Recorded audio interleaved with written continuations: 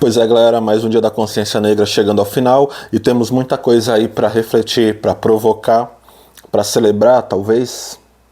Pois é, hoje saiu a notícia de que lá na Liberdade, no Beco dos Aflitos, eles tiraram as luminárias japonesas e vão fazer um reforço aí de memória para lembrar que o bairro da Liberdade em São Paulo ganhou esse nome por causa da luta dos negros e dos indígenas contra a escravidão.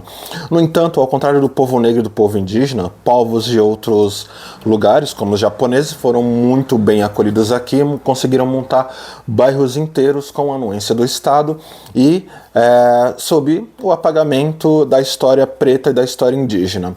Bom, isso é uma coisa a celebrar, mas demorou bastante tempo, graças à insistência dos movimentos negros e do movimento indígena.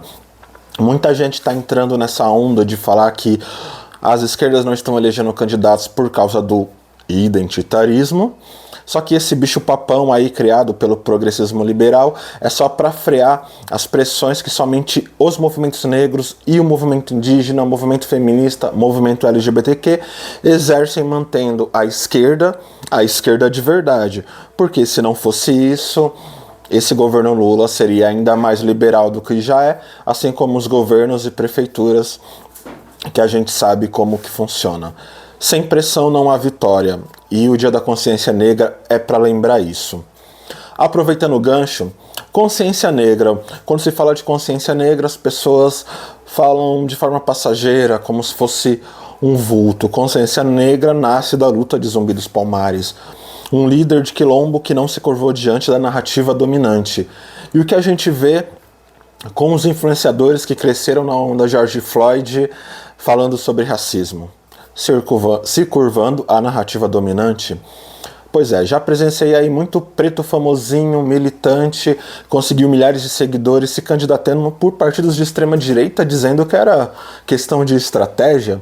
Já vi muita página preta se vendendo para marcas que contribuem com o racismo dentro das suas instituições, simplesmente para pegar um pouquinho das migalhas de dinheiro que eles deixam ali de patrocínio. Isso é errado? Bom, não sei, acho que eu não sou ninguém para julgar. Eu entendo que a gente precisa ocupar espaços, mas a que preço? Eu poderia estar em outro patamar na carreira se eu vendesse um pouquinho mais da minha alma, isso eu tenho certeza. É muita gente aí que sabe que o Carrefour deixou um preto ser torturado e morto, deixou outro funcionário coberto por guarda-chuvas após um infarto e mesmo assim foi lá fazer propaganda e constituir equipe. Outros ficam tentados aí a abraçar e dizer que conseguem comprar na Zara porque acham que isso é uma forma de mostrar poder.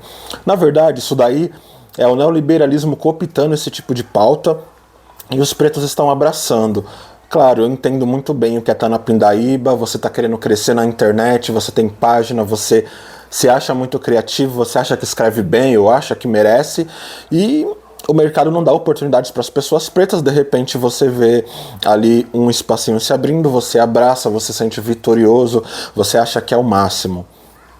Bom, é difícil, né? É complicado.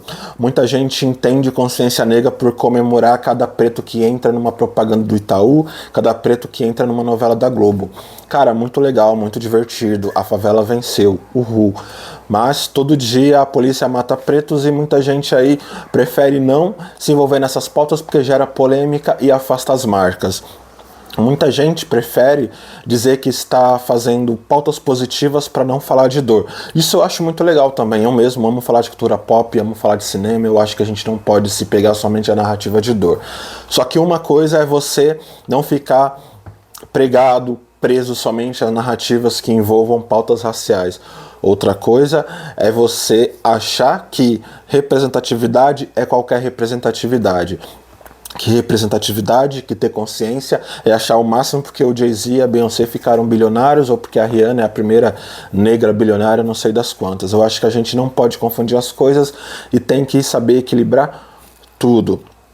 Sim, existe uma panelinha de pretos, de influenciadores que acham que eles são os pretos únicos e que eles vão salvar toda a comunidade. Claro, você pode ficar inserido nessa panelinha desde que você abra concessões para encontrinhos de terno e gravata, para bancar o nego doce e falar palavras em inglês e tá tudo bem.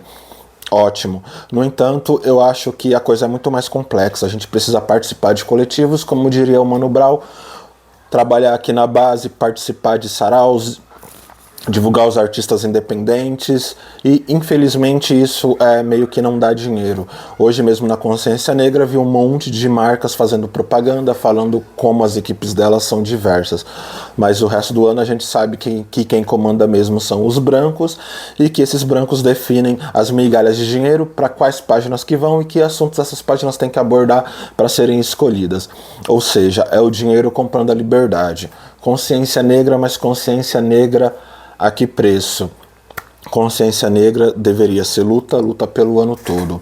Óbvio, tem muita gente boa aí falando sobre as conquistas e sobre as dores do povo negro, e estão recebendo sim algum tipo de reconhecimento, mas ainda é muito pouco. Após a onda George Floyd, as empresas puxaram o carro, influenciadores puxaram o freio de ficar se aliando a esse tipo de coisa, porque ficou uma narrativa chata. Vamos falar de ESG, de sustentabilidade. Acontece que capitalismo e racismo são intrínsecos um ao outro. Se você quer falar de um, você tem que falar de outro. É muita página de esquerda hoje postando sobre consciência negra, sendo que fizeram campanha para Tabata Amaral, fizeram campanha para neoliberal safado, e estão falando aí que o que estraga a esquerda é pauta identitária. São um bando de hipócritas, né? Então tome cuidado com as narrativas que vocês seguem. Mesmo dentro da esquerda ainda há um racismo enrustido ali, achando que a gente tem que ficar de escanteio e só servimos quando precisam de votos. Então vamos nessa, só foi um desabafo, não tem roteiro. Consciência negra todos os dias e consciência negra combativa. Que a injustiça não te entristeça, mas te radicalize. Carne mais barata do mercado, a carne negra.